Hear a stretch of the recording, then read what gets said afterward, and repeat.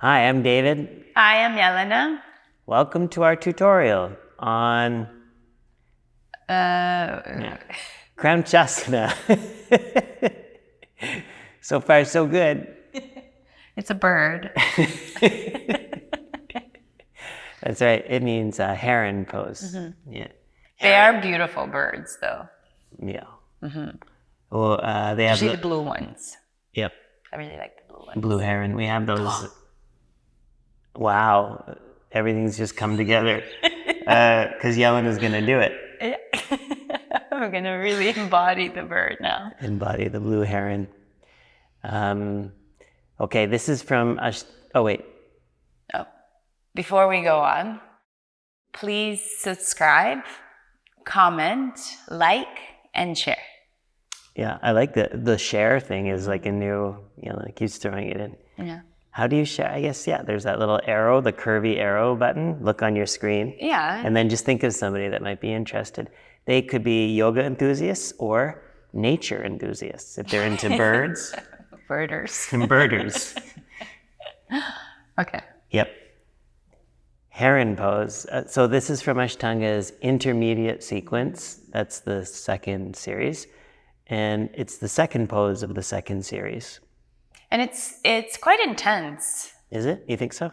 Pose, well, yeah, like when we teach it in a room, like I sometimes see, even after people have done all of the primary series and then they get to it, it is a deep, deep hamstring stretch. And so you see, like for some people, they still have like a hard time keeping the legs straight and bringing it close to the upper body. And it's a pose that looks very much in some way like the primary series pose, Tiriang Mukha Ekapada Paschimottanasana. Yeah. So it's cool to see how things that we have done in primary series now kind of play out in a different way, but what we're doing with the body is not so different. It's almost just different orientation in space. Yeah, that's very profound. All right. No, I get you. I hear you. And there's a repetition of patterns. What I like about this pose is the vinyasa. There's a unique vinyasa. And unique vinyasas are unique because they don't show up that often. So this posture has a vinyasa specific to this pose. It's kind of fun. It's a hard one too. Everything's hard today. Yeah, it's the kind of a day, I guess. Okay, should we watch you do it? Do this hard pose. All right. From downward dog, we go sapta, inhale, and you jump into the setup. This is the unique vinyasa. Did you see how Jelena jumped through with the leg lifted? The extended leg didn't touch the floor. That's all on that inhale. And then ashtau, exhale into the state of the asana. Chin to shin. Drishti is padagraya, the tip of the foot. 5 breaths here. Nava, inhale, straight arms, look up. Exhale there. Dasha, hands down, inhale, pick up. Yekadasha, chatwari. Dwadasha, inhale. Trayodasha, exhale. And then the same thing on the other side. Chaturdasha, inhale, jump through into that setup. So you keep the leg in the air as you go through. Point the foot, and then exhale. Panchadasha, fold into the state of the asana. 1, 2, 3, 4, 5. Shodasha, inhale, straight arms, chin up. Exhale there. Saptadasha, inhale, hands down, lift up. Ashtadasha, chatwari. Yekuna vimshatihi, inhale, upward dog. Vimshatihi, exhale, back to downward dog. Yeah. Nicely done. Doesn't look hard when you're doing it. Thank you. So from a vinyasa perspective, it follows the same pattern for much of the primary series, where the state of the asana is ashtau and panchadasha. Yeah. And we have that vinyasa in where we go all the way from downward dog into the setup position. Yeah, and it follows like the tiriang too. Tiriang would be the same. Yeah, everything's sapta. the same. Here, Yeah. This would be the tiriang. Yeah. And then here. Yeah, that's sapta for tiriang, sapta for KROUNCHASANA. Yeah. I guess Should we make the vinyasa part of the tutorial? It's not so bad. It's not so bad. It's similar to... Yeah, it's similar to Tiryang. Yeah, you wanna, ideally, the leg doesn't touch the floor on both the entrance and coming out. At first, I guess you could cheat and bend it as you're lifting it up, right? Yeah, I do that still. You could be like David. Yeah, I wouldn't say cheating. We all have our own unique path. And then over time, you can see if you can work up to straight Keeping the leg straight. Yeah. Maybe that's why I find it hard and you don't. Just because mine's so shitty. Yeah, I'm like working hard.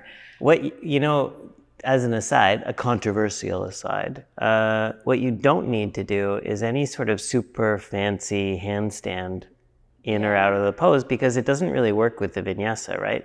From downward dog, you go from downward dog on one inhale all the way into the setup position. Yeah. And so if you're doing this like half handstand and then slowly coming through and all of that, either you're extending your inhalation super long, so you're kind of messing with the meter of the breath, or you're taking extra breaths. Neither of which is like, such a big deal. The only thing that I have a problem with when it's like that is that then the idea is that it's performance over practice. Do you know what I mean? Over sort of meeting the conditions of the vinyasa and watching what arises versus changing the conditions of the vinyasa so that we can perform. Yeah. Anyway, maybe that's a different...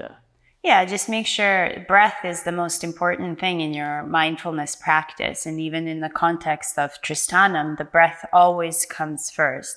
So use the breath as the guide. Don't change things to be fancy. You can be fancy afterwards if that helps. Yeah, probably can't even help yourself. Yeah. So the vinyasa, is similar to Tiryang, where the foot, the bent leg foot can kind of support you as you bring your leg through, and then you're just sitting down and maintaining more active compression between the extended leg and the torso so that it stays off the ground, right? So watch when Jelena hops forward, watch the right foot. See how she's got the right foot on the floor now? She's using that as a little bit of extra support, and then she's tucked under to keep the left leg up, pointed up. So the hips are tucked under. It makes it easier. And then the knee can be bent to catch the foot. Doing it your way. Yeah. And then from there, you would exhale, fold in once it's straight. Or you can imagine doing the same thing. If you can maintain deep enough, active enough compression, you can keep the legs straight and then, wrap your arms around and then go. Yeah. The way we do it, there isn't really a rule which arm grabs. So the way I do it is that same as what we do for all of the seated. So I always put my hand on the inside of the arch because it supports it well. And then whichever leg is extended, that's also the arm that's extended. And I always catch it like that. But I guess you could do it the other way as well. Just make sure you switch between the sides. Pick one way and then alternate. Mm-hmm. So. And then once you've hopped into the posture, then with this bent leg here, obviously you would know by now because you've done it through primary, but just make sure your knee is nicely closed. So make sure there's not a big gap between your heel and your hip, because that's going to put bad torque pressure on your knee. And then as best as you can, try to keep your hips lined up. So try not to let the extended leg hip kind of move back when and you're roll doing out. the forward bend. So you're going to get a kind of a funny shape in the spine because of that too. So you keep your hips in one line, and then Jelena's kind of in an active posterior tilt, holding the lower belly in. And then the work, I feel, when I'm doing this pose is to do a little bit of external rotation with the top of the left thigh to bring that left sit bone forward, Otherwise, we try to get off of the hamstring by bringing the hip a little bit out to the side or internally rotating, because that takes the stretch out of the lateral hamstring. So we want to get sort of, so you can imagine the whole back of your thigh is facing straight forward, like that. And then from there, when you come into it, make sure your foot points. That'll also help you with your forward bend. Then you're going to bend your elbows and bring your chin to your shin. And just in terms of a nice biomechanic sort of principle here, you try to drop the upper trapezius a little bit by externally rotating your upper arms, which means your elbows are going to come towards each other in front of you, like away from your ears, not back towards them. Otherwise, you get that scrunchy neck thing. I just switch, so I do both sides. So when watch the elbows go from a lifted to a dropped position. So that's lifted and then dropped. And it's not like the elbows have to be, touching the leg or anything. It's just that you're counterbalancing the tendency to overuse the upper trapezius. Good. And then when you come out of it, see, you're just kind of going back into that setup shape where you straighten the arms and lift your chin. And on the exhale, it's an uncounted breath, so nothing happens. You would just keep the bind.